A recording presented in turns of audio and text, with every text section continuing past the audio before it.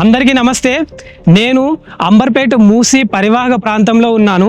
ఒకసారి మీరే చూడుర్రి మన మూసీ నది పరిస్థితి. మురికి నీరు, పిచ్చి గడ్డి, ప్లాస్టిక్తో నిండిన చెత్త. ఒకసారి మీరే ఆలోచించండి, మూసీ నదిలో మురికి నీరు కాకుండా స్వచ్ఛమైన గోదావరి వాటర్ ప్రవహిస్తే ఎలా ఉంటుందో. ఇప్పుడు మీరే చెప్పండి, మన మూసీ నదిని కాపాడుకోవాలా వద్దా? ముఖ్యంగా 10 ఏళ్ల బీఆర్ఎస్ పాలనలో మూసీ సుందరీకరణ అనే పేరుతో వేల కోట్ల రూపాయలను వేస్ట్ చేసిరే తప్ప మూసీ నది నుంచి తట్టెడు మట్టి తీయలేదు. కానీ తెలంగాణ ముఖ్యమంత్రి రేవంత్ రెడ్డి ఒక విజన్తో మూసీని మళ్ళీ బతికించాలని ఒకే ఒక ఆశయంతో ముందడుగు వేస్తున్నాడు. ఒకప్పుడు మంచినీటితో కలకల్లాడిన మూసీ నది ఇప్పుడు సిటీలో ఉన్న మురికి నీటితో సకల రోగాలను మోస్తూ పారుతుంది. 1920 దశకం కన్నా ముందు ఈ నది హైదరాబాద్ నగరానికి లైఫ్ లైన్గా ఉండేది. సిటీకి కావాల్సిన త్రాగునీరు, పంట పొలాలకు సాగునీరు అందించేది. కానీ ఇప్పుడు చూస్తే కనీసం నీటిని ముట్టుకునే పరిస్థితి లేదు. తెలంగాణ ముఖ్యమంత్రి రేవంత్ రెడ్డి అన్నట్లు నది పొడవునా నీరు పారుతూ చుట్టుపక్కల పచ్చని చెట్లు, మధ్య మధ్య అందమైన వంతెనలు ఉంటే ఎలా ఉంటుందో ఒకసారి ఊహించుకోండి.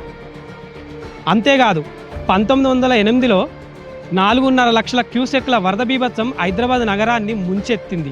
అమాయకపు చాలామంది హైదరాబాద్ ప్రజలు ప్రాణాలు కోల్పోయారు, ఇళ్లను కోల్పోయారు. అదేవిధంగా 1962లో 40,000 క్యూసెక్కులు, 1965లో కూడా 40,000 క్యూసెక్కుల వరద హైదరాబాద్ని చుట్టుముట్టింది. ఇక రీసెంట్ విషయానికి వస్తే 2020 సంవత్సరంలో 35,000 క్యూసెక్కులు, 2023లో 33,000 క్యూసెక్కులు, 2024లో 30,000 క్యూసెక్కుల వరద హైదరాబాదు ప్రాంతాలను ముంచెత్తింది. అయితే రీసెంట్గా 2025లో 34,000 క్యూసెక్కుల వరద ఎంజీబీఎస్ను కూడా ముంచేసింది. అంతేకాకుండా ఈ పొల్యూషన్ వల్ల చారిత్రక కట్టడాలైన హైకోర్టు, సిటీ కాలేజ్ భవనాలు దెబ్బతింటున్నాయని నివేదికలు చెబుతున్నాయి. Already Osmania general hospital building పూర్తిగా నాశనం అయిపోయింది, అది మీకు తెలుసు. ఒకవైపు తెలంగాణ ప్రభుత్వం మూసీకి పునర్జీవం పోస్తా అంటే మరోవైపు బీఆర్ఎస్ నాయకులు అడ్డుపడుతున్నారు. నేను ఏ రాజకీయ పార్టీ తరపున మాట్లాడడం లేదు. నేను ఒక హైదరాబాద్ పౌరుడిగా మీతోనే మాట్లాడుతున్నా. ఈ రాజకీయ నాయకులు క్రియేట్ చేసే ఈ గందరగోళాన్ని పక్కన పెట్టి హైదరాబాద్ వాసులుగా మనం ఒకసారి తీవ్రంగా ఆలోచించాల్సిన అవసరం ఉంది. ఇప్పటి వరకు చాలామంది ముఖ్యమంత్రులు మూసీ సుందరీకరణ పేరుతో వేల కోట్ల రూపాయలు ప్రజాధనాన్ని ఖర్చు చేసిర్రు, కానీ నయా పైసా పని జరగలేదు. మూసీ సుందరీకరణ అనే పేరు తప్ప ఒక విజన్ లేని నాయకులను మనం చూసినాం.